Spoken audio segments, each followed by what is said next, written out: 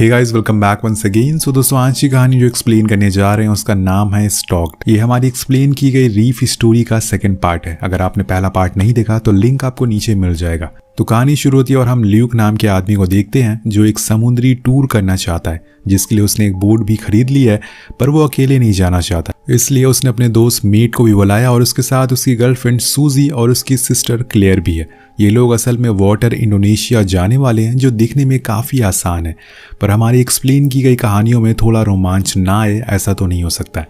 तो ये सभी निकल जाते हैं अपने इस सुहाने सफ़र के लिए, लेकिन इनसे एक गलती हो जाती है। इन्होंने एक गलत रूट चुन लिया था, क्योंकि जिस रास्ते पर ये जा रहे हैं उसके बीच में इन्हें कई सारी चट्टानें मिलेंगी। तो इन्हें देखेंगे तो नहीं, पर इन्हें नुकसान बहुत पहुंचाएंगी, क्योंकि वो समुद्र के नीचे होती हैं। पर इस बात से अनजान सभी रास्ते में निकल चुके हैं और सभी बहुत ही खुश हैं, क्योंकि इतने दिनों बाद इन्हें कोई ऐसे ट्रिप साथ में प्लान करी है। इन्होंने अपनी बोट के पीछे एक लाइफ बोट भी अटैच कर ली है, जो मे भी इनके काम आ जाए। आपको क्या लगता है? वेल, कुछ देर ट्रैवल करने के बाद इन्हें अपने सामने अल्मास्कर नाम का आइलैंड दिखाई देता है, जिसकी खूबसूरती का हर कोई दीवाना है, लेकिन सभी ने उसे बस फोटोज में देखा है, क्योंकि उसके पास जाना किसी की बस की बात नहीं है। तो ये सभी अपनी बोट दूर खड़ी कर देते हैं और लाइव बोट से उस आइलैंड की तरफ निकल जाते हैं। दिन एक एक करके सभी लोग डाइविंग का मजा लेते हैं, समुद्र के अंदर की खूबसूरती को एंजॉय करते हैं। उसी दौरान क्लेयर को नीचे एक शार्क दिखाई देती है, लेकिन वो बहुत ही ज्यादा छोटी थी, इसलिए वो ज्यादा गौर नहीं करती और फिर ऊपर आ जाती है, जिसके बाद सभी जाकर उस आइलैंड पे बैठ जाते हैं और एक अच्छा टाइम स्पेंड करते हैं। और कुछ देर बाद वॉरेन बोट से वेव करता है और सभी को पास आने को कहता है। दरअसल इनकी जो मेन बोट थी वो एक चट्टान पे अटक गई थी, जिसकी वजह से उसे आगे बढ़ाना बहुत मुश्किल हो रहा था। तो सभी अपना अपना दिमाग लगाते हैं कि कैसे उसे बाहर निकाला जाए, लेकिन कुछ भी नहीं होता और उधर समय भी निकला जा रहा था, इसलिए इन्हें आखिर में एंकर डालना पड़ता है। दिन कुछ देर बाद बोट बाहर आ जाती है और फिर ये अपने आगे का सफर में लग जाते हैं। तो दोस्तों, अभी इन्हें बहुत दूर जाना है, जिसमें तकरीबन 15 से 20 दिन लग जाएंगे। सभी अपने साथ लाए मील को एंजॉय करते हैं और ऐसे ही देखते देखते वो दिन गुजर जाता है और आ जाती है रात। अब बीच समुद्र में रात गुजारना इतना आसान काम तो नहीं है, लेकिन ये लोग इस चीज़ के आदी हैं। अब यहाँ एक और चीज़ गौर करने वाली थी कि ये जिस रूट से जा रहे हैं वहाँ से ना तो कोई कॉमर्शियल शिप जा रहा है और ना ही कोई पैसेंजर बोट, क्योंकि ये एक वीरान रूट पर मौजूद है। वेल, बोट पर एक रात गुजारने के बाद सुबह हो जाती है और सबसे पहले ल्यूक और क्लियर उठते हैं और डेक पर जाकर बातें करने लगते हैं। कुछ समय के बाद वो खाना लेने नीचे जाते हैं, पर तभी एक अनहोनी हो जाती है। इनकी बोट पलट चुकी थी, लेकिन कैसे? सभी लोग अब पानी के नीचे थे, लेकिन कुछ समय पहले तो एकदम सब कुछ शांत माहौल था, सभी व्यू को एंजॉय कर रहे थे, लेकिन अब माहौल उतना ही ज़्यादा पैनिक हो चुका है। इन्हें यहाँ सबसे ज़्यादा डर है शार्क का, जो हलचल सुनकर किसी भी समय आ सकती है, इसलिए फौरन ऊपर आना होगा। अब यहाँ सबसे पहले क्लियर और सूजी ऊपर आती है, लेकिन अभी भी बाकी लोग नीचे थे, जो वो दोनों आवाज़ें लगाने लगती हैं और तभी ल्यूक और वॉरेन भी ऊपर आ जाते हैं, पर मेट अभी भी नीचे था। क्लियर को उसकी बहुत फिक्र होने लगती है, वो खुद नीचे जाने को बोलती है, पर ल्यूक उसे मना करता है और खुद नीचे जाता है। बहुत देर ढूंढने के बाद उसे मेट एक दीवार के पीछे फंसा हुआ मिलता है, वो फौरन उसे ऊपर लेके आता है, जिसके बाद सभी एक दूसरे को देखकर बहुत खुश होते हैं। किसी को भी चोट नहीं आई थी, लेकिन अब यहाँ इनकी दिक्कतें बढ़ती जाएंगी, क्योंकि इनके पास जो कुछ भी खाने पीने का सामान था सब कुछ खराब हो चुका है। अब बचा है तो बस एक उल्टी हुई बोट, जिसका किस तरह से इस्तेमाल करना है ये भी इन्हें पता नहीं है। तो एक आम आदमी की तरह ये पहले उस बोट को सीधा करने की कोशिश करते हैं, लेकिन वो जाकर एक चट्टान में घुसी थी, इसलिए काम इतना आसान नहीं था। तो वो एक एक करके उस पर चढ़ने का सोचते हैं, जहां से आसपास देखकर उन्हें ना तो कोई शिप दिखाई देती है और ना ही कोई बोट। जैसे कि मैंने आपको पहले ही बता दिया था कि बस दिखाई देता है तो पानी, जिसके अंदर न जाने कितने किस्म के जीव मौजूद है, ये किसी को भी पता नहीं है।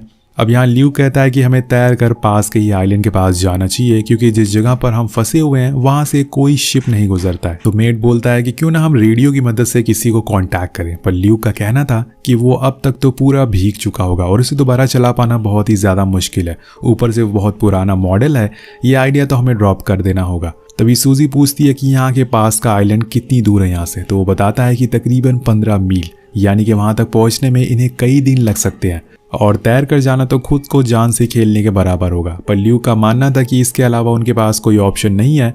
अब उनका सारा खाना भी खत्म हो चुका है, तो उन्हें ये करना ही होगा। वॉरेन जाने से मना कर देता है, क्योंकि उसे इस बात का अंदाजा था कि अगर वो नीचे पानी में उतरा तो किसी भी वक्त कुछ भी हो सकता है। उसकी बात से क्लियर भी सहमत थी, पर जो बचे हुए लोग थे वो जाने को रेडी थे। लेकिन ल्यूक और मेट नीचे जाने से पहले स्विम सूट लाते हैं और साथ में एक इमरजेंसी लाइट भी। सभी अपना अपना सूट पहनते हैं, लेकिन किसी के चेहरे पर यह नहीं दिख रहा था कि वो ये कर पाएंगे। सबके मन में डर मौजूद था, इसलिए एक एक करके तीनों नीचे उतर जाते हैं और बोट पर रह जाते हैं क्लियर और वॉरेन। आइलैंड। लेकिन जब वो कुछ दूर चले जाते हैं तो क्लियर के मन में भी सवाल आता है, उसे भी उनके साथ जाना चाहिए था क्योंकि वहां उनका भाई अकेले है, इसलिए वो अपनी मर्जी के खिलाफ जाती है। पर जाते जाते वो वॉरेन को एक आखिरी बार पूछती है कि क्या वो उसके साथ चलेगा, लेकिन वो मना कर देता है। तो वो गुड बाय बोलकर अपने लोगों के पास आ जाती है। 3 घंटे बीत जाते हैं और ये लोग काफी दूर आ चुके थे, लेकिन अभी भी वो आइलैंड काफी दूर है। सभी धीरे धीरे तैरते हुए आगे बढ़ रहे थे कि तभी क्लियर को पानी में कुछ काली सी चीज दिखाई देती है। वो काफी डर जाती है तो ल्यूक नीचे जाता है देखने के लिए, लेकिन वहां कुछ भी नहीं था, इसलिए वो लोग फिर से आगे बढ़ना चालू करते हैं। उसी दौरान उन्हें खुद के सामने एक अजीब सी चीज तैरते हुए दिखाई देती है, जो देखने में बहुत ही बड़ी थी और बहुत ही कठोर भी थी। अब कोई भी उसके पास जाने को राजी नहीं होता, लेकिन जब मेट उसके पास जाता है तो उस चीज को पलटता है। तब हम देखते हैं कि असल में वो एक कछुआ है जिसका सर गायब था, मतलब कि उसका सर किसी जानवर ने खा लिया था। अब ये किसी इंसान का काम तो नहीं है, जरूर ये किसी बड़े समुद्री जीव का काम है हो सकता है। लेकिन कौन है वो जीव? अब ये चारों लोग समझ जाते हैं कि उन्हें यहाँ से जल्दी से भागना होगा, वरना उनका भी कछुए जैसा हाल होगा।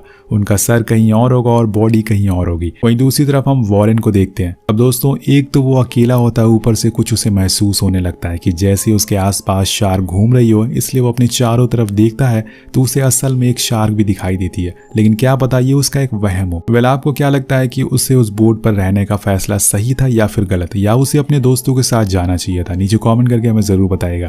उधर पानी में क्लियर को फिर से कुछ दिखाई देता है, पर इस बार सूजी उसे डांटती है क्योंकि ऐसे करके वो सबको डरा रही थी। पर जब मेट नीचे देखता है तो उसे भी इस बार कुछ दिखाई नहीं देता। लेकिन जब ल्यूक पानी के नीचे देखता है तो उसे थोड़ी दूर पर एक शार्क दिख जाती है जो दिखने में बहुत ही बड़ी थी। वो ऊपर आकर फौरन सबको तेज तेज स्विम करने को कहता है, लेकिन इस चीज से सभी लोग पैनिक हो जाते हैं और सबसे ज्यादा तो क्लियर, जो रोने लगती है। लेकिन मेट उसे चुप कराता और फौरन वहां से दूर ले जाता है। लेकिन वो अब शार्क उनके आसपास ही घूम रही थी और करीब आती जा रही थी। और एक समय तो ऐसा आ जाता है जब वो सूजी के हाथों से टकरा कर दूर चली जाती है, जिससे कि उसके हाथों से सर्फिंग बोर्ड छूट जाती है, जिसे लेने के लिए मेट जाता है। पर उसे जाने से पहले ल्यूक नीचे देखता और उसे शार्क कहीं दिखाई नहीं देती। तो वो सभी से कहता है कि अब वो जा चुकी है। तो मेट भी नीचे चला जाता है सर्फिंग बोट लाने के लिए। लेकिन तभी दोस्तों अचानक से शार्क उसके पैर पर हमला कर देती है और वो चीखने लगता है। सभी उसके पास आते हैं और उसके पैर को देखते हैं तो वो गायब था। लोगों के पास सिर्फ खून ही खून था और खुद के भाई की ऐसी हालत देखकर क्लियर के तो आंसू नहीं रुक रहे थे। उसका भाई कहता है कि तुम लोग अब यहाँ से चले जाओ, मैं अब और तैर नहीं सकता हूँ। अगर तुम यहाँ पर रहे तो मारे जाओगे। उन लोगों के लिए फैसला कठिन था, लेकिन उन्हें यह करना ही पड़ेगा। वो सब उसे वहीं छोड़कर आगे बढ़ जाते हैं, लेकिन क्लियर का दिल अभी भी मान नहीं रहा था खुद के भाई को ऐसे मरने के लिए छोड़ना। पर सूजी उसे समझाती है और उसे ले जाती है। लेकिन जब ल्यूक जाते हुए पीछे मुड़कर देखता है तो 3 से 4 शार्क मेट को बीच से अलग करके नीचे ले जा रही थी, जिसमें वो चीखता हुआ जा रहा था, पर वो कुछ नहीं कर सकते थे। इसलिए वो आगे बढ़ जाते हैं और ऐसे ही करते करते वो दिन भी बीत जाता है और आ जाती है रात, जो दिन से ज्यादा खतरनाक हो सकती है क्योंकि अब शार्क कहाँ है ये उसे देख भी नहीं सकती। इसी का फायदा वो शार्क उठा लेती है और इन लोगों के आसपास घूमना शुरू कर देती है। पहले पहले तो इन्हें कुछ दिखाई नहीं देता, लेकिन जब कुछ देर बाद पानी में हलचल होना शुरू हो जाती है तब इन्हें पता चल जाता है कि कुछ तो आसपास जरूर है।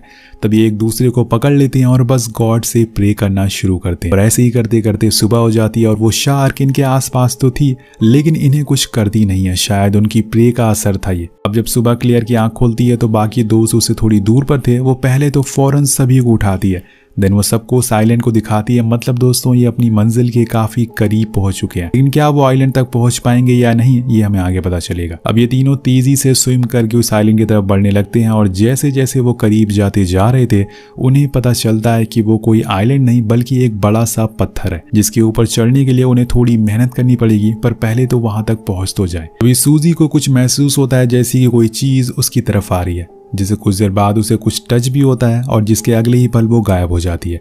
सभी हैरान थे कि आखिर वो कहाँ गई। ल्यूक उसे ढूंढना शुरू करता और अचानक से उसे थोड़ी दूर पर उसकी गर्दन दिखाई देती है, लेकिन उसके आसपास बहुत सारा खून पड़ा हुआ था, मतलब उसका भी पत्ता साफ हो चुका है। इसी दौरान जब ल्यूक नीचे देखता है तो बहुत सारी छोटी मछलियां उसके शरीर के हिस्सों को खा रही थी और ऐसा मंजर उसने अपनी जिंदगी में कभी नहीं देखा था। ना ही वो इस बारे में क्लियर को बता पाता है, इसलिए वो अपने दोस्तों से बोल देता है कि वो हमारे बीच नहीं रही। अब 4 दोस्तों में से सिर्फ बचे हैं 2 दोस्त, लेकिन कहीं ना कहीं क्लियर को इस बात का अंदाजा हो गया था कि शायद उनका भी वही हाल हो जाए जो औरों का हुआ है। इसलिए वो ल्यूक को अपने दिल की बात कह देती है कि वो उससे प्यार करती है। लेकिन उसने ये बात कभी शेयर नहीं करी। ल्यूक भी उसके प्रपोजल को एक्सेप्ट कर लेता और दोनों हक करते, जिसके बाद वो अपनी छूटी हुई सर्फिंग बोर्ड का ले आता और अब इसके बाद उनका बस एक ही लक्ष्य है कि किसी भी तरह से उस चट्टान तक पहुंचना। लेकिन इतनी आसानी से अगर वो वहां तक पहुंच गए तो कहानी ऐसे ही खत्म हो जाएगी। इसलिए जब वो दोनों थोड़ी दूर स्विम कर लेते हैं तब उन्हें पता चल जाता है कि उन्हें कोई देख रहा है और ये वही वाली शार्क होती है जिसने सबसे पहले सूजी को टक्कर मारी थी जब वो पहली बार पानी में उतरे थे। अब इनके पास एक ही ऑप्शन बचा है, पूरी ताकत लगाकर तैरना, और वो वही करते हैं। दोनों ने एक दूसरे को पकड़ रखा था और साथ में ही आगे बढ़ते रहते हैं। ल्यूक बीच बीच में देखता रहता है कि कहीं वो करीब तो नहीं आ रही है। वो बस पहुंचने ही वाले थे, लेकिन जब इस बारी ल्यूक नीचे देखता है तो वो शार्क उसके पीछे ही थी।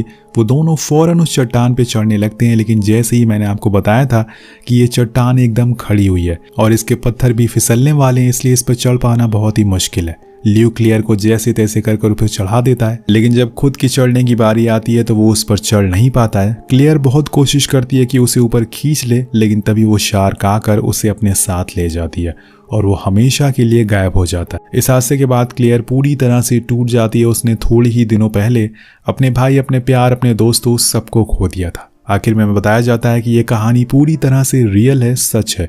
असल में जो लड़की क्लियर है उसका नाम केट था, जिसे कुछ देर बाद फिशिंग बोट ने बचा लिया। लेकिन जब वो लोग वॉरेन को ढूंढने गए तो उन्हें वो कहीं नहीं मिला, जिसका मतलब कि उसकी भी मौत हो गई है। और इसी के साथ ये कहानी भी यहीं खत्म हो जाती है। वेल, इस कहानी से आपको क्या सीख मिलती है नीचे कमेंट करके जरूर बताएगा। मिलते हैं आपसे अगले वीडियो में। Thank you so much watching. Peace out.